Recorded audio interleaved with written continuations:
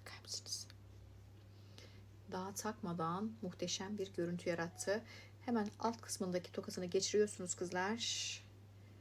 Peruk taktığımızda. Sonra peruk sabitleyiciniz yoksa eğer yandaki tokalarını muhakkak geçiriyorsunuz.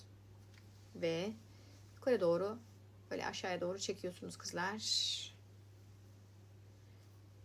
Bakar mısınız? Şöyle gösterelim boyutunda. Ürünüm metreliktir. Yıkanabilir, taranabilir. Sentetiktir. Bakın.